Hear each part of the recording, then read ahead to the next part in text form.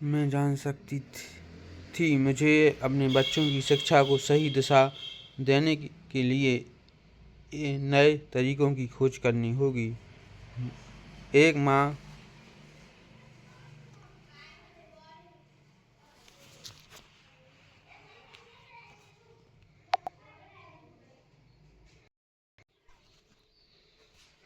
माँ और एक अकाउंटेंट होने के नाते मैं इस बात से परेशान थी कि कल मैं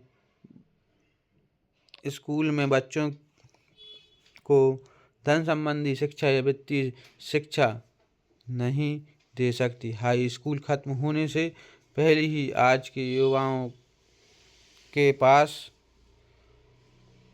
अपना कैरेक्टर कार्ड होता है। यह बात अगल है कि उन्हें अपनी धन संबंधी पाठ्यक्रम में भाग नहीं लिया होता है और उन्हें यह भी पता नहीं होता कि इसे किस तरह निवेश किया जाता है। इस बात का ज्ञान तो दूर की बात है कि क्रेडिट कार्ड पर चक्रवृद्धि ब्याज की गणना किस तरह की जाती है। उन्हें आसान भाषा में कहें तो उन्हें धन संबंधी शिक्षा नहीं मिलती और यह ज्ञान भी नहीं होता कि पैसा किस तरह कमाया जाता है। इस तरह वे उस दुनिया का सामना करने के लिए कभी तैयार नहीं हो पाते जो इसका इंतज़ार कर रहे हैं। एक ऐसी दुनिया जिसमें बचत से ज़्यादा खर्च को महत्व दिया जाता है। जब मेरा सबसे बड़ा बेटा कॉलेज की शुरुआती दिनों में अपना क्रेडिट कार्ड को लेकर खर्च में डूब गया तो मैंने उसे क्रेडिट कार्ड को नष्ट करने में उसकी मदद की। साथ ही मैं ऐसी तरकीब भी खोजने लगी जिससे मेरे बच्चों में पैसे की समझ आ सके। जब मेरा सबसे बड़ा बेटा कॉलेज के शुरुआती दिनों में अपने क्रेडिट कार्ड को लेकर कर्ज में डूब गया तो मैंने उसे क्रेडिट कार्ड को नष्ट करने में उसकी मदद की। साथ ही मैं ऐसी तरकीब भी खोजने लगी जिसमें मेरे बच्चे में पैसे की समझ आ सके। पिछले साल एक दिन मेरे पति मुझे अपने ऑफिस से फ़ोन किया। मेरे सामने एक सज्जन बैठे थे और मुझे लगता है कि तुम मुझे मिलना चाहोगी। उन्होंने कहा। उनका नाम रॉबर्ट कियोसाकी है। वे एक व्यवसायी और निवेशक हैं तथा वे एक शिक्षक उत्पाद और पेटेंट करवाना चाहते हैं। मुझे लगता है कि तुम ऐसी चीज़ की तलाश कर रही थी जिसकी मुझे तलाश थी। मेरे पति माइक रॉबर्ट कियोसाकी द्वारा बनाए जा रहे नए शिक्षक उत्पादन कैश फ्लो से इतने प्रभावित थे कि उन्होंने इसके परीक्षण में हमें बुला लिया। यह एक शैक्षिक खेल था इसलिए मैंने स्थानीय विश्वविद्यालय में पढ़ रही अपनी 19 वर्षीय बेटी से भी पूछा कि क्या वह मेरे साथ चलेगी और वह तैयार हो गई। इस खेल में हम लगभग 15 लोग थे जो 3 समूह में विभाजित थे। माइक सही थे। मैं इसी तरह के शिक्षण उत्पाद की खोज कर रही थी। यह किसी रंगीन मोनोपोली बोर्ड की तरह लग रहा था जिसके बीच एक बड़ा सा चूहा था, परंतु मोनोपोली से यह इस तरह अलग था कि इसमें दो रास्ते थे, एक अंदर और दूसरा बाहर। खेल का लक्ष्य था अंदर वाले रास्ते से बाहर निकलना, जिससे रॉबर्ट चूहा दौड़ कहते थे, और वही रास्ते पर पहुंचना या तेज रास्ते पर जाना रॉबर्ट के मुताबिक। तेज रास्ता हमें यह बताता है कि असल जिंदगी में अमीर लोग किस तरह पैसे पर खेल खेलते हैं। रॉबर्ट ने हमें चूहा दौड़ के बारे में बताया। अगर आप किसी भी औसत रूप से शिक्षित, बड़ी कड़ी मेहनत करने वाले आदमी की जिंदगी को देखते तो उसमें आपको एक सा ही सफ़र दिखेगा। बच्चा पैदा होता है, स्कूल जाता है, माता पिता खुश हो जाते हैं क्योंकि बच्चे को स्कूल में अच्छे नंबर मिलते हैं और उसका दाखिला कॉलेज में हो जाता है। बच्चा स्नातक हो जाता है और फिर योजना के अनुसार काम करता है। वह किसी आसान सुरक्षित नौकरी या करियर की तलाश करता है। बच्चे को ऐसा ही काम मिल जाता है, शायद वह डॉक्टर या वकील बन जाता है, या यह सेना में भर्ती हो जाता है, या फिर वह सरकारी नौकरी करने लगता है। बच्चा पैसा कमाने लगता है, इसके पास थोक के क्रेडिट कार्ड आने लगते हैं, और अगर अब तक उसने खरीदारी शुरू नहीं किया है तो अब जमकर खरीदारी शुरू हो जाती है। खर्च करने के लिए पैसे पास में होते हैं तो वह उन जगहों पर जाता है जहां उसकी उम्र के ज़्यादातर नौजवान जाते हैं, लोगों से मिलते हैं,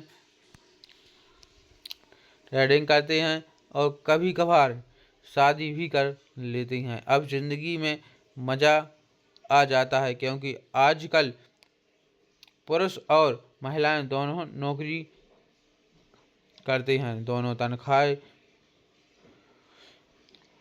बहुत सुखद लगती है। पति पत्नी दोनों को लगता है कि उनकी ज़िंदगी सफल हो गई है, उन्होंने अपना भविष्य सुनहरा नज़र आता है। अब वे घर, कार, टेलीविज़न खरीदने का फैसला लेते हैं, छुट्टियां मनाने कहीं चले जाते हैं और फिर उनके बच्चे हो जाते हैं।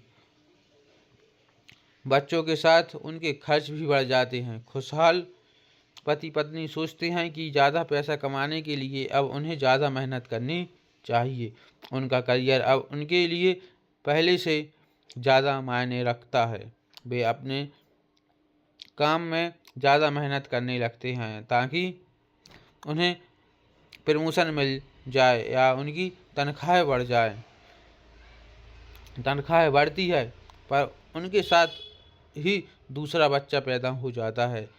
अब उन्हें एक बड़े घर की ज़रूरत महसूस होती है। वे नौकरी में और भी ज़्यादा मेहनत करते हैं, बेहतर कर्मचारी बन जाते हैं और ज़्यादा मन लगाकर काम करने लगते हैं। ज़्यादा शिक्षा हासिल करने के लिए वे एक बार फिर किसी स्कूल में जाते हैं ताकि वे ज़्यादा पैसे कमा सकें। हो सकता है कि वे दूसरा काम भी खोज लें। उसकी आमदनी बढ़ जाती है परंतु उस आमदनी पर उन्हें इनकम टैक्स भी चुकाना पड़ता है। यह नहीं, उन्हें जो बड़ा घर खरीदा है उस पर भी टैक्स देना होता है। इसके अलावा उन्हें सामाजिक सुरक्षा पर टैक्स तो चुकाना ही है। इसी तरह वह इसे टैक्स चुकाते चुकाते उनकी तनख्वाह चुक जाती है। वे अपनी बढ़ी हुई तनख्वाह लेकर घर आते हैं और हैरान होते हैं कि इतना सारा पैसा आखिर कहाँ चला जाता है। भविष्य के लिए बचत के हिसाब से वे कुछ म्यूचुअल फंड भी खरीद लेते हैं और उनके क्रेडिट कार्ड से घर का किराया न खरीदते हैं। उनके बच्चों की उम्र अब 5 या 6 साल हो जाती है। यह चिंता भी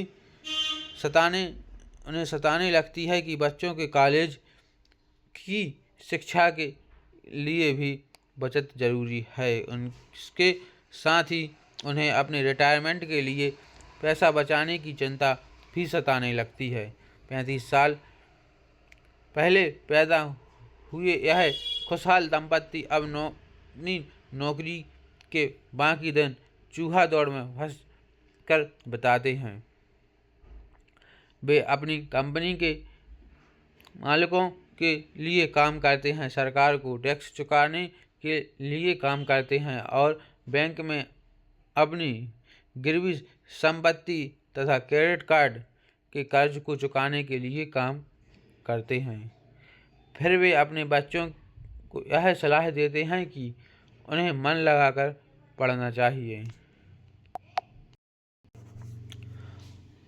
अच्छे नंबर लाने चाहिए और किसी सुरक्षित नौकरी की तलाश करनी चाहिए। वे पैसे के बारे में कुछ भी नहीं सिखाते, इसलिए वे जिंदगी भर कड़ी मेहनत करते रहते हैं। यह प्रक्रिया पीढ़ी दर पीढ़ी चलती रहती है। इसे चूहा दौड़ कहते हैं। चूहा दौड़ से निकलने का एक ही तरीका है और यह कि आप अकाउंटेंट्स और इन्वेस्टमेंट दोनों स्तरों में निपुण हो जाएं। दिक्कत यह है कि इन दोनों ही विषयों को बोरिंग और कठिन माना जाता है। मैं खुद एक CPA हूँ और मैंने बिग आर्ट अकाउंटिंग फर्म के लिए काम किया है। मुझे यह देखकर ताज्जुब होता है कि रॉबर्ट ने इन दोनों बोरिंग और कठिन विषयों को सिखाना कितना रोचक, सरल और रोमांचक बना दिया था।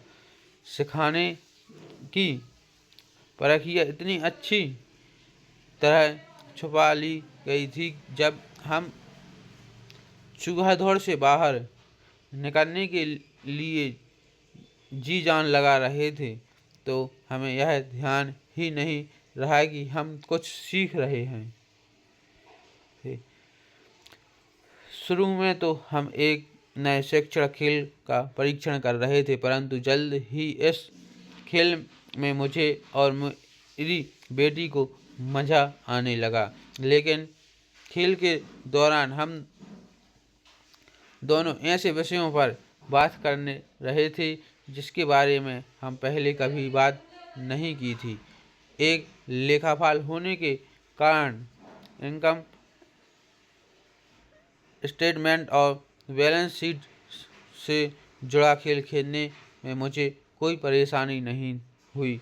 मैंने खेल के नियम और इसकी बारीकियां समझने में अपनी बेटी और दूसरे लोगों की भी मदद की। उस रोज मैं चूहा दौड़ से सबसे पहले बाहर निकली और केवल मैं ही बाहर निकल पाई। बाहर निकलने में मुझे 50 मिनट का समय लगा। हालांकि खेल लगभग 3 घंटे तक चला। मेरी टेबल पर एक बैंकर बैठा था, इसके अलावा एक व्यवसायी था और एक कंप्यूटर प्रोग्रामर भी था। मुझे यह देखकर बहुत हैरत हुई कि इन लोगों को अकाउंटिंग या इन्वेस्टमेंट के बारे में कितनी कम जानकारी है, जबकि ये विषय उनकी ज़िंदगी में कितनी ज़्यादा अहमियत रखते हैं। मेरे मन में यह सवाल भी उठा था कि वो असल ज़िंदगी में अपने पैसे थैले को कारोबार को कैसे संभालते होंगे। मैं यह समझ सकती थी कि मेरी 19 साल की बेटी क्यों नहीं समझ सकती, पर ये लोग तो उससे दुगनी उम्र के थे और उन्हें यह बात समझ में आनी चाहिए थी। चूहा दौड़ से बाहर निकलने के बाद मैं 2 घंटे तक अपनी बेटी और इन शिक्षित अमीर वयस्कों को फंसे थे और अपना बाजार फैलाते देखती रही। हालांकि मैं खुश थी कि वे लोग कुछ नया सीख रहे थे, लेकिन मैं इस बात से बहुत परेशान और विचलित थी कि व्यवसायिक लोग सामान, अकाउंटिंग और इन्वेस्टमेंट के मूलभूत बिंदुओं के बारे में कितना कम जानते हैं। उन्हें अपने इनकम स्टेटमेंट और अपनी बैलेंस शीट को आपसी संबंध को समझने के लिए बहुत समय लगा। अपनी संपत्ति खरीदने और बेचते समय उन्हें ध्यान ही नहीं रहता कि हर सौदे में उनकी महीने की आमदनी का असर पड़ रहा है। मैंने सोचा असल ज़िंदगी में ऐसे करोड़ों लोग होंगे जो पैसे के लिए सिर्फ इसलिए परेशान हो रहे हैं क्योंकि उन्होंने ये दोनों विषय कभी नहीं पढ़े।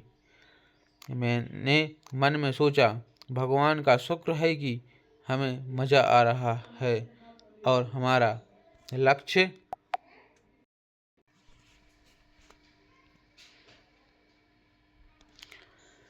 खेल में जीतना है। जब खेल खत्म हो गया तो रॉबर्ट ने उन्हें 15 मिनट तक कैश फ्लो पर चर्चा करने और उनकी समीक्षा करने के लिए कहा। मेरी टेबल पर बैठा व्यवसायी खुश नहीं था। उसे खेल पसंद नहीं आया था। मुझे यह सब जानने की कोई ज़रूरत नहीं है, उसने जोर से कहा। मेरे पास इन सब के लिए अकाउंटेंट, बैंकर और वकील हैं जिन्हें यह सब मालूम है। रॉबर्ट का जवाब था, क्या आपने गौर किया कि ऐसे बहुत से अकाउंटेंट हैं जो अमीर नहीं हैं, और यही हाल बैंकर्स, वकीलों, स्टॉक ब्रोकर्स और रियल एस्टेट बैंकर्सों का भी है। वे बहुत कुछ जानते हैं और प्रयास वे लोग स्मार्ट होते हैं, परंतु उनमें से ज़्यादातर अमीर नहीं होते।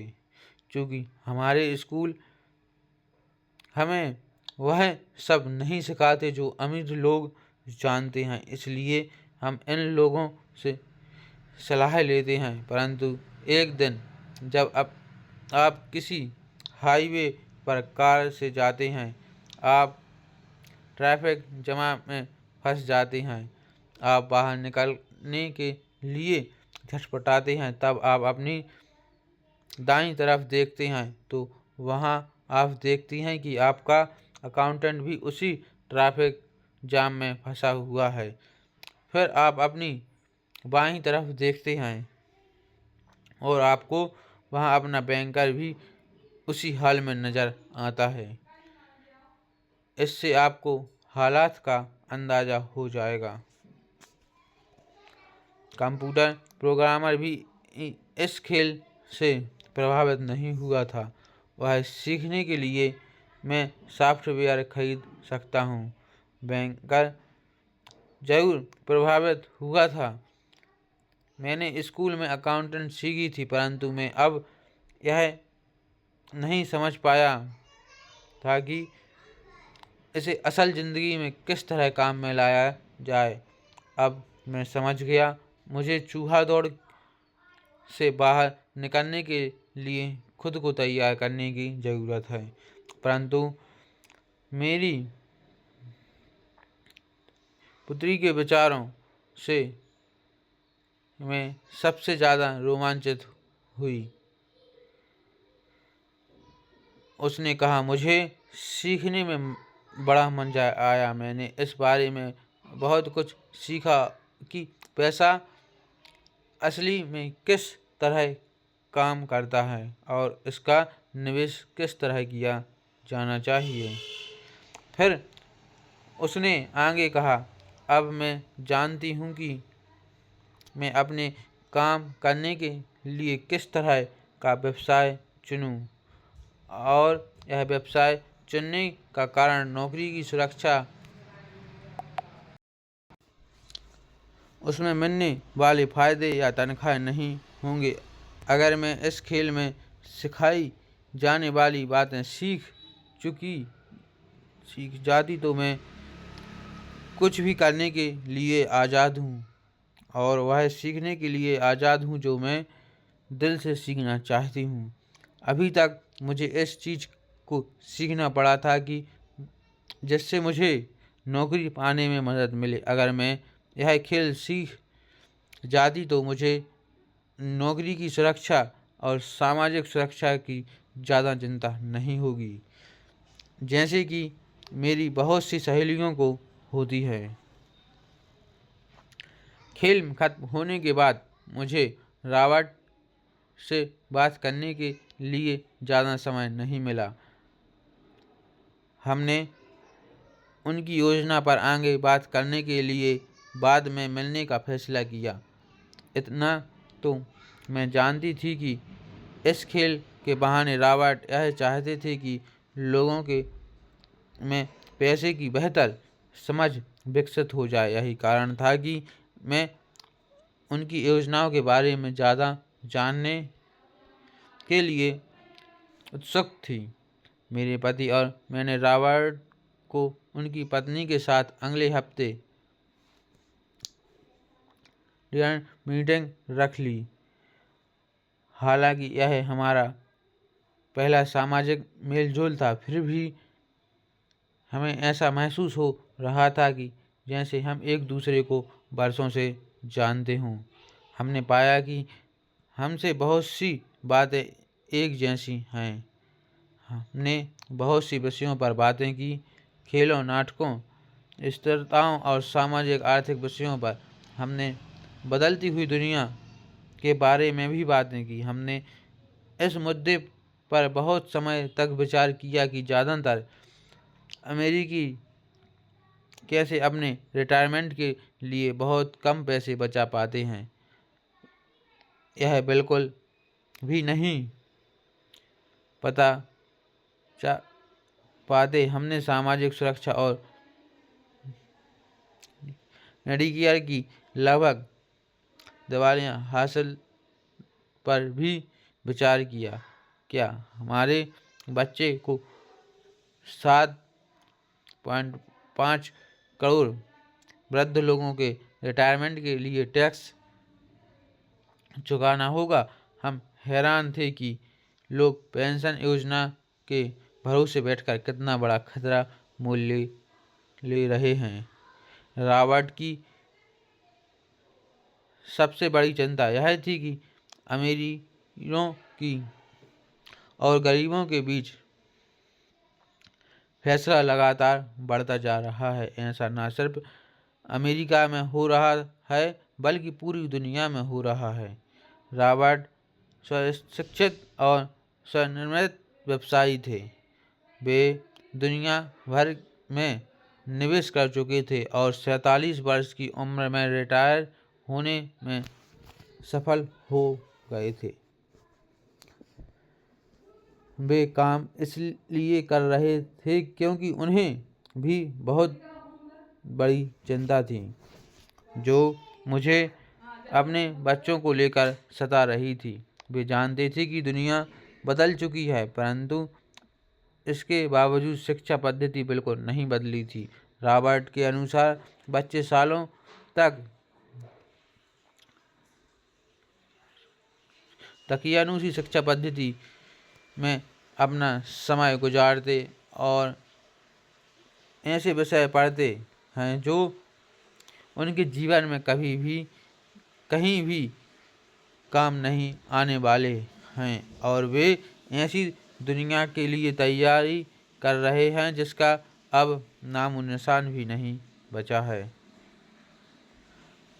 आज आप किसी भी बच्चे को जो सबसे खतरनाक सलाह दे सकते हैं वह यह है, स्कूल जाओ, अच्छे नंबर ले आओ और कोई सुरक्षित नौकरी ढूंढो। उन्होंने कहा यह पुरानी सलाह है और यह खराब सलाह है। अगर आप यह देख सकते हैं कि एशिया, यूरोप, दक्षिण अमेरिका में क्या हो रहा है तो आप भी उतनी ही चिंतित होंगे जितना कि मैं। रॉबर्ट के अनुसार यह बुरी सलाह है क्योंकि अगर आप चाहते हैं कि आपके बच्चे का भविष्य आर्थिक रूप से सुरक्षित हो तो आप पुराने नियमों के सहारे नए खेल को नहीं खेल सकते। यह बहुत खतरनाक होगा। मैंने उससे पूछा कि पुराने नियमों से आपका क्या महत्व है। मेरी तरह वे के लोग अगल तरह के नियमों से खेलते हैं और आपकी तरह के लोग पुराने नियमों की लीक पर ही चलते रहते हैं। उन्होंने कहा, क्या होता है जब कोई कॉर्पोरेशन स्टाफ कम करने की घोषणा करता है? लोगों को नौकरी से निकाल दिया जाता है, परिवार तबाह हो जाते हैं, बेरोजगारी बढ़ जाती है। हाँ, परंतु कंपनी पर इसका क्या असर पड़ता है, खासकर जब वह कंपनी स्टॉक एक्सचेंज के दर्जे में दर्ज हो। जब स्टाफ कम करने की घोषणा करती है तो स्टॉक की कीमत बढ़ जाती है। मैंने कहा, जब कंपनी तनख्वाह का खर्च कम करती है तो बाजार इस बात को पसंद करता है कि चाहे स्टाफ कम करके किया जाए या फिर कंप्यूटर के माध्यम से किया जाए। उन्हें कहा, आप ठीक कह रही हैं, और जब स्टॉक की कीमतें बढ़ती हैं तो मेरी तरह के लोग, यानी जिनके पास उन कंपनी के शेयर होते हैं, वे ज़्यादा अमीर हो जाते हैं। अगल तरह के नियमों से मेरे यही आशा है, कर्मचारी हारते हैं, मालिक और निवेशक जीतते हैं।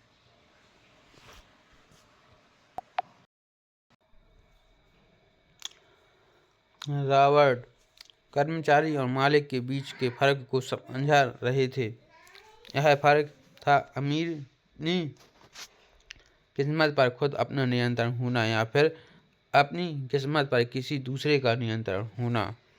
परंतु ज़्यादातर लोग यह नहीं समझ पाते कि ऐसा क्यों होता है। मैंने कहा, उन्हें लगता है कि यह ठीक नहीं है। जब उसका जवाब था, इसलिए तो बच्चों को से यह कहना मूर्खता है, अच्छी शिक्षा उपरांत प्राप्त करूं। यह सोचना मूर्खता है कि स्कूल में दी जा रही शिक्षा से बच्चे या उस दुनिया का सामना करने के लिए तैयार हो जाएंगे जिसमें वे कॉलेज के बाद पहुंचने वाले हैं। हर बच्चे को ज़्यादा शिक्षा की ज़रूरत है। एक अगल तरह की शिक्षा थी और उन्हें नए नियमों को जानने में भी ज़रूरत है। अगल तरह के नियमों को जानने की धन के कुछ नियम होते हैं जिसमें अमीर लोग खेलते हैं और धन के कुछ और नियम होते हैं जिनसे बाकी 95% लोग खेलते हैं, और ये 95% लोग उन नियमों को अपने घर और स्कूल में सिखाते हैं। इसलिए आजकल किसी बच्चे से यह कहना खतरनाक है, मन लगाकर पढ़ो और अच्छी नौकरी खोजो। आज बच्चों को इस तरह की शिक्षा की ज़रूरत है और आज की शिक्षा नीति उन्हें कुछ मूलभूत बातें नहीं सिखा पा रही हैं। इस बात से कोई फर्क नहीं पड़ता कि क्लासरूम में कितने कंप्यूटर रखे हैं या स्कूल कितना पैसे खर्च कर रहे हैं, जब शिक्षा नीति वह विषय ही नहीं है जिसमें उसे किस तरह पढ़ाया जा सकता है। अब सवाल यह उठता है कि किस तरह माता पिता अपने बच्चों को वह शिक्षा सिखाते हैं जो वे स्कूल में नहीं सिखा पाते। आप अपने बच्चों को अकाउंटिंग किस तरह सिखाते हैं? क्या इससे वे बोर नहीं हो जाते? और आप उन्हें किस तरह निवेश करना सिखाते हैं जब एक पालक के रूप में आप खुद निवेश के खतरे से डरते हैं? आपने बच्चों को सुरक्षित जीवन के लिए तैयार करने की बजाय मैंने यह बेहतर समझना कि उन्हें रोमांचक जीवन के लिए तैयार किया जाए। तो आप किस तरह किसी बच्चे को धन और उन सब चीज़ों के बारे में सिखा सकते हैं जिन पर हमने अभी विचार किया? रॉबर्ट से पूछा, हम किस तरह ऐसे माता पिता के लिए आसान बना सकते हैं, खासकर तब जब उन्हें खुद ही इसकी समझ ना हो। उन्होंने कहा, मैंने इस विषय पर एक पुस्तक लिखी है। वह पुस्तक कहाँ है? मेरे कंप्यूटर में। यह वर्षों से वही बिखरी पड़ी है। मैं कभी कभार उसे में कुछ बातें जोड़ देता हूँ, परंतु मैं आज तक उसे कभी इकट्ठा नहीं कर पाया। मैंने इस पुस्तक को तब लिखना शुरू किया था जब मेरी पहली पुस्तक बेस्ट सेलर हो गई थी, परंतु मैं अभी तक अपनी नई पुस्तक को पूरा नहीं कर पाया हूँ। यह अभी भी खंडों में है और वह पुस्तक निश्चित रूप से खंडों में ही थी। उन बेहतरीन खंडों को पढ़ने के बाद मैंने यह फैसला किया कि इस पुस्तक निश्चित रूप से बेहतरीन है और समाज में इसकी बहुत ज़रूरत थी, खासकर ऐसे समय में जब दुनिया तेज़ी से बदल रही थी। हम दोनों तत्काल इस निर्णय पर पहुँचे कि मैं रॉबर्ट की पुस्तक में सहलेख बन जाऊं। मैंने उनसे पूछा कि उनके विचार में किसी बच्चे को कितनी वित्तीय शिक्षा की ज़रूरत होती है। उन्होंने कहा कि यह बच्चे पर निर्भर करता है। अपने बचपन में ही उन्होंने यह जान लिया था कि वे अमीर बनना चाहते हैं और उन्हें एक ऐसे पिता स्वरूप व्यक्ति मिल गए थे जो अमीर थे और जो उनका मार्गदर्शन करने के इच्छुक भी थे। रॉबर्ट ने कहा था कि शिक्षा की सफलता की नींव जिस तरह स्कूल में सीखी गई बातें बहुत महत्वपूर्ण होती हैं, उसी तरह धन संबंधी समझ और बोलने की कला भी महत्वपूर्ण होती है।